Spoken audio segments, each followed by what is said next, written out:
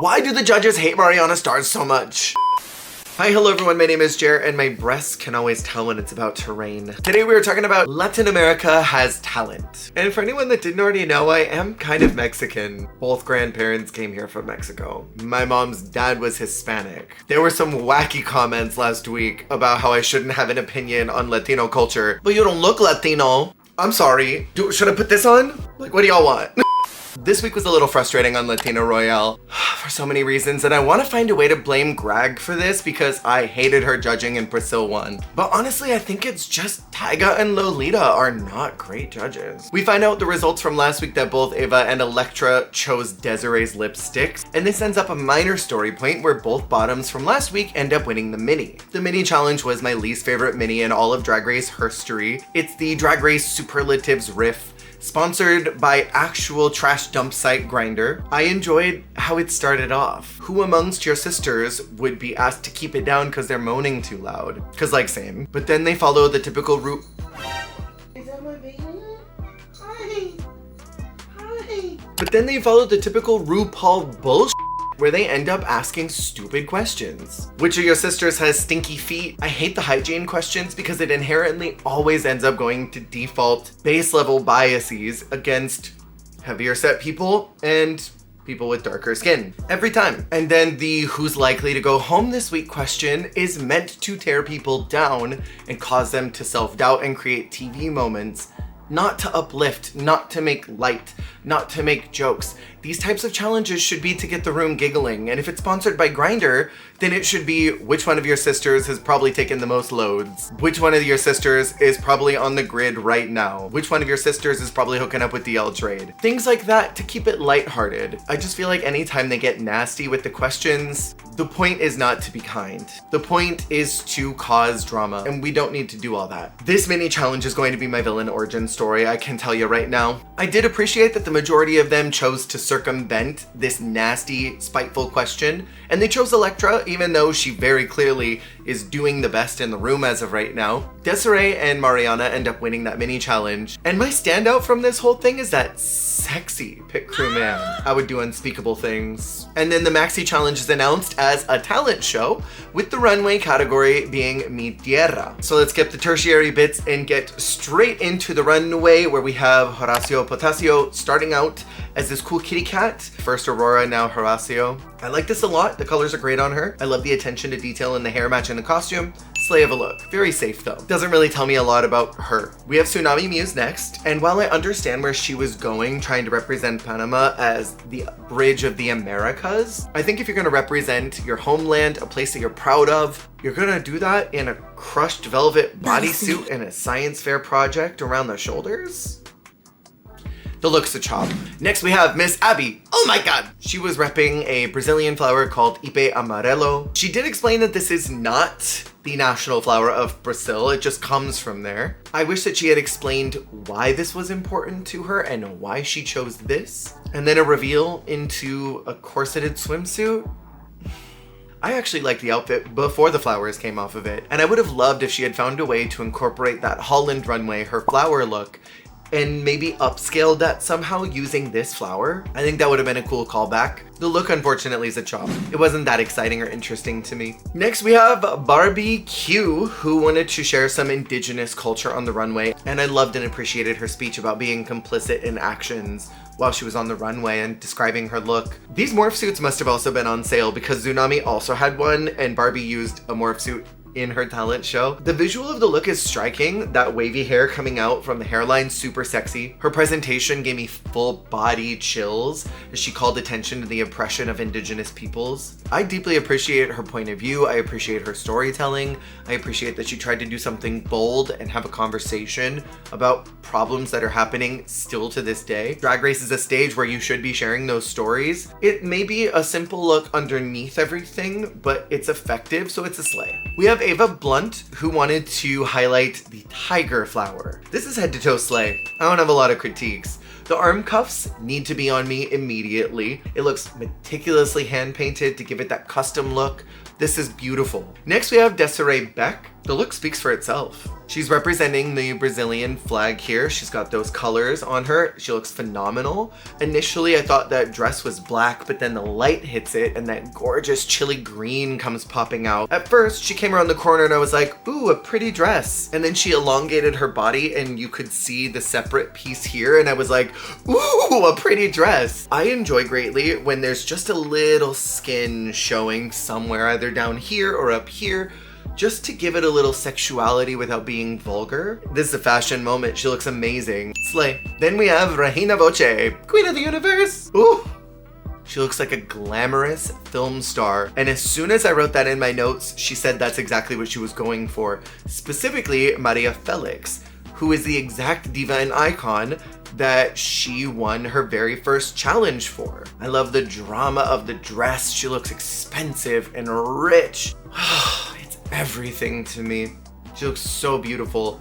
Slay. Then we have Elektra Vandergeld, who is one of my favorites of the entire night. She was presenting the Ram, which she says represents Baja California. First off, the massive hair with those horns, breathtaking. We've seen iterations of the pleather dress with the cording, having an uptick in popularity right now among the United States queens in particular, but we're starting to see it globally. This copper color is visually pleasing to me. I love that it hugs every single curve of her body. My only note, I wish that the bust was higher. I really hate this trend of low tater tot tits. Lower boobs matter and should be represented. There are plenty of boob havers out there who don't have them perked up to the top of their neck like they're rocks. But if you're a drag queen who doesn't have boobies, it doesn't need to be down here and just barely covering your nipples. It could be a little higher, you know? Just right up to here, right underneath the collarbone. This is a pleasing shape right here. Then we have Alexis Mateo, who's getting a lot of flack online for this look, but I freaking love it. She rounded the corner and I gasped. I think some of y'all just hate whimsy. She's representing El Morro Castle, which greets you as you arrive at Puerto Rico. This dress is whimsical, it's elegant, it is dragged up to heaven with all the sequins, it is sparkling down on the runway. I'm very intrigued by the translation of the ocean into the skirt. I like that pleat that almost looks like a wave going down the middle. It's very well done. I must give it its praise. This is camp, this is elegant, super slay. Especially after last week where a lot of those outfits were just like, you picked a nice dress. This is very Alexis. I think of her as a theatrical performer, and this is very theatrical. And I've seen a lot of people being like, I want variety! It's episode 2, bestie. We cry about variety in episode 3. The Michelle-ification of our critiques needs to collapse. Then we have Mariana Stars presenting a representation of the Amazon via Venezuela. She looks killer. The headpiece is next level. The gold chains with the beading and intricate details are beyond ferocious. I like that she's playing with nudity, but it's also modest because a lot of this is a nude illusion piece. The gold fringy beads on the trim give a lot of great movement to the garment. Super slay. Next we have Matraca representing Guanajuato, which she says is known for its silver mining. She looks to me like a undersea mine. The cutout effects on each one of these paper looking pieces add some airiness and lightness to the look. I did feel bad though because a lot of the spikes looked like they took some damage during transit. A couple of them were either squished or bent.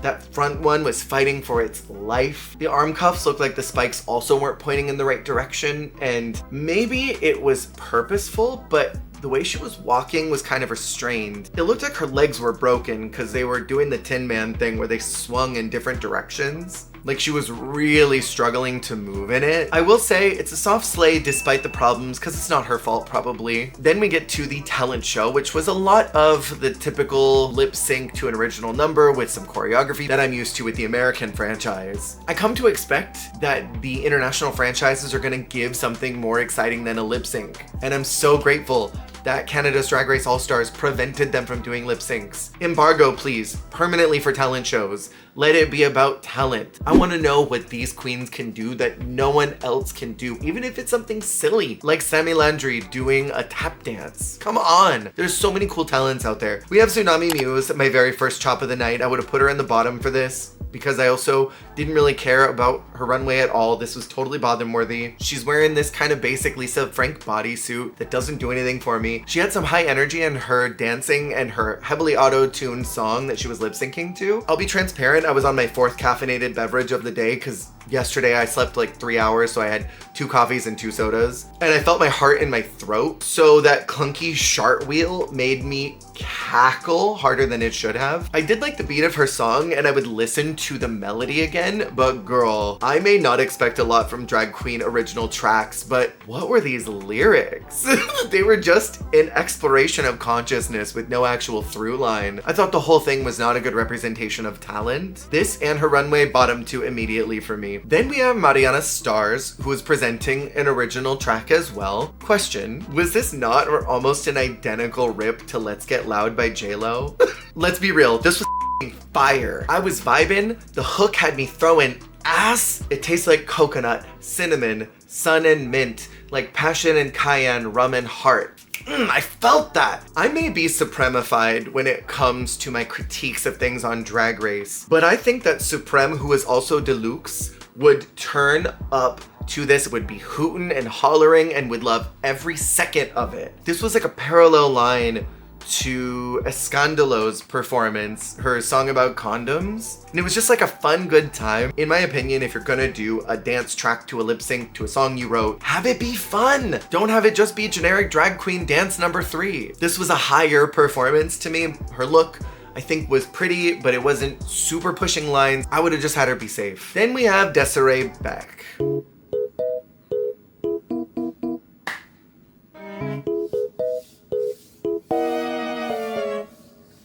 If y'all are Desiree Beck stans, just skip ahead. It started and I immediately hated it. I don't like these low vibrational, har, I'm doing something dumb on Drag Race numbers. They don't do anything for me. I will fully admit, after being on 4 cups of caffeinated beverages that day, I was literally just looking at that man's armpits and feet the whole time. Because this was kind of a circle of hell for me, right next to Short Gun's Coconut Monkey and Jimbo's Baloney Alien. Like, those physically make me want to vomit. And I'll make it known again, and I've said it time and time again, and y'all always disagree with me. I hate when the queens get on the floor. I hate when they splash liquids anywhere. It's disruptive to production because some PA has to come out and mop that up. They have to dry the stage, make sure that it's safe for the next number.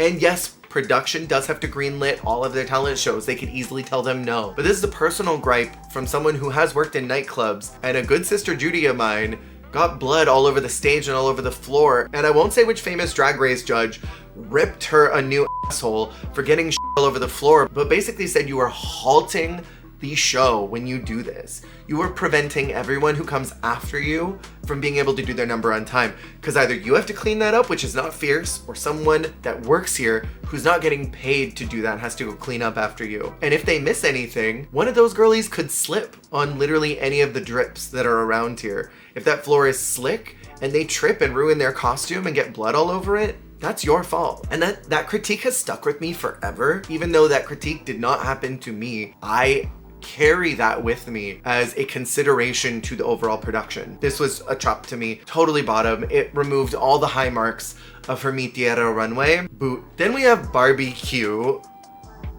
She had such a nice idea here.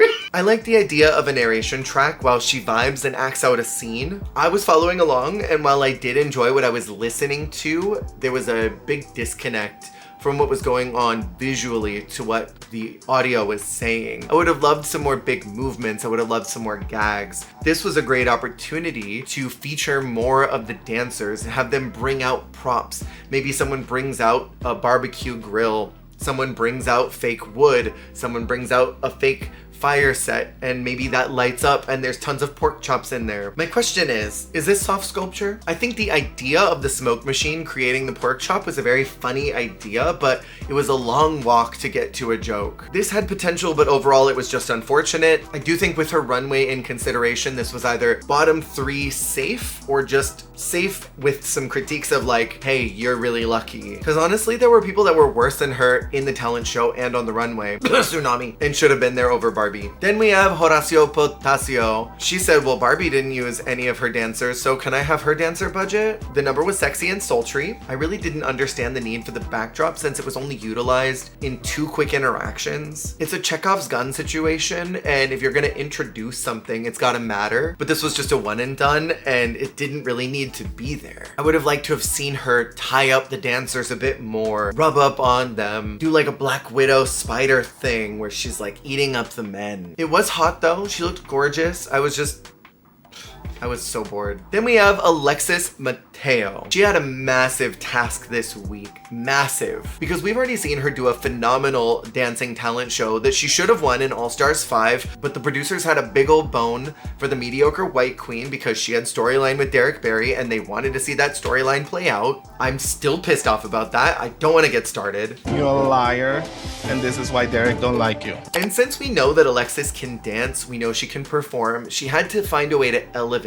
Just doing a generic dance number is not gonna be enough. This is her 5th time competing. It's gotta be phenomenal. She did that. I was pleasantly disarmed by this story of being out at a bar and this man is feeling up on her cookies and realizes she's that girl with something extra. And this random straight man enjoyed her big little secret. I was giggling the entire time. I was dancing in my chair. I had a great time with this. Alexis killed it. She was definitely my top 3 because I liked this and her runway. Then we have Ava Blunt, who came out and did this sick ass dance looking like a Mortal Kombat character and twirling this dragon fan. Honest question, is this cultural appropriation? Cultural appropriation! That wasn't even a word! I'm so serious. I'm just asking. The editors did make sure to let us know that she hurt herself just a couple days before arriving at Drag Race, and so she was stunted a bit and hindered by that injury in her performance. Not to be hateful, but it's kind of like Aura saying that she broke her ankle before getting to season 15. You broke your ankle but then did a dance where you're gonna stomp your foot on the ground? If you broke your arm, why did you do a dance that involved you doing this? I feel like there were maybe other things she could have done. I have complete empathy. I just feel like if you hurt a part of your body, drag is not worth hurting yourself more. Do something else. She got caught up in the ribbon. She seemed tripped up the whole time. She did not seem focused. This was definitely very low. Then we have Miss Abby. Oh my god. She did this song and dance number, throwing that twink ass all over the stage. It started out with a DJ set and I thought that it was going to stay that. We're gonna get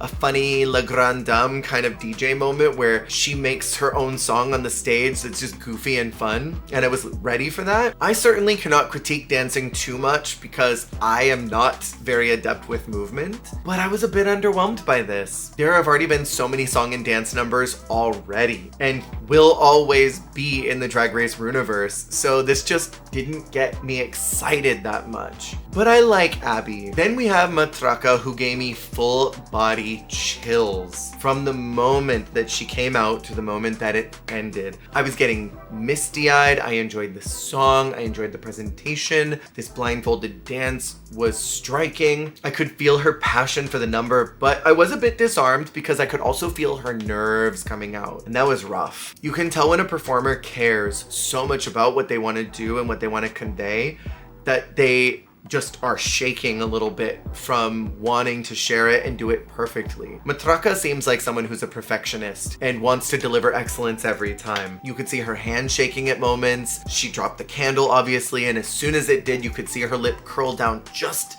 a hair for a split second, like, oh, I ruined it, it's all over. And you can tell that she cared about this and it just wasn't to her expectations. Even when she was trying to tie up the mask, you could see that she was struggling a bit with that, and that also tripped her up because the timing wasn't happening right. Something about being in drag gets your adrenaline pumping, and it's very hard to be adept with your hands. You suddenly lose all of your tactile abilities. And so I think it would have behooved her to take a deep breath before she went out, just let all of those nerves go and do the performance that she knew she could do. This could have been the winning number, in my opinion. Next up, we have Elektra Vandergeld, who got me locked in immediately when she wiggled her fingers on that piano melody. And then she said, "I'm such a bitch, they tried to walk me." I remember that clip going viral. I commented on that clip, and it was one of my most viewed podcast clips on TikTok. That was so freaking funny. And we've seen so many iterations on the burlesque number on Drag Race, but I think we saw a level of intelligence in this one that we don't often see from the burlesque numbers. She incorporated comedy, she incorporated sexuality, but she also made it a story about talking with designers and the make it shorter before revealing to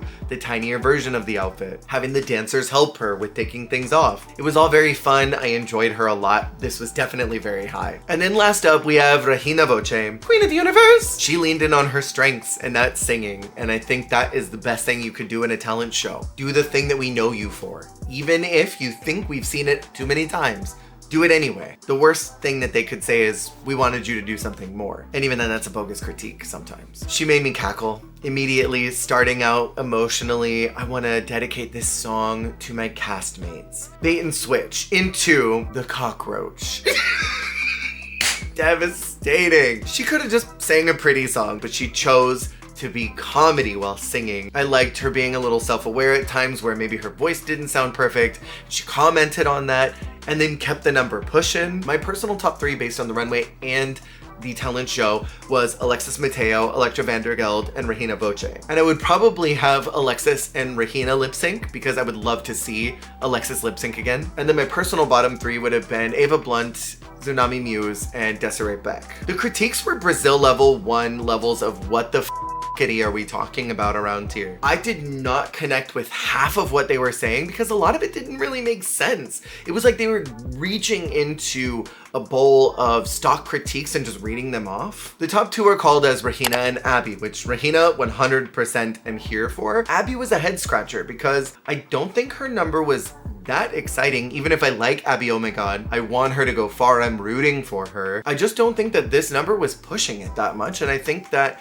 her runway was totally fine, if not a little disappointing. And I hate that Barbie's in this position again because it is beat for beat what happened on Germany. High week 1, great praise, out the next week. At least she didn't dress like a superhero. The lip sync song was Flashy Pose. I did not understand Abby's perspective at all. She was dressed in this straight jacket type outfit and she immediately throws herself to the ground and plays it like she's insane, which I guess makes sense because the song is manic. But I think when you start at a 10, it's really hard to find levels, and she never really went anywhere below mania, so it kind of just stayed at that energy the whole time and made me feel unsafe as an audience member because I'm gripping everything, clenching, waiting for whatever next crazy thing is gonna happen. Regina had me the moment that the spoken word part happened because she planted herself on the stage, she locked eyes with the judges, and she did her thing. But then she lost it the moment that her shoes came off. I didn't even care that Abby was stressing me out with her performance. I hate when drag queens take their shoes off. Keep those grippers in there. Regina is called as the winner of the challenge and chose to eliminate Barbie Q. This seemed like a hard choice for her, and I think she just picked a name and hoped for the best. And I do believe that this is going to cause a tidal wave of problems as we go forward. And Barbie becomes the very first official double pork chop, first out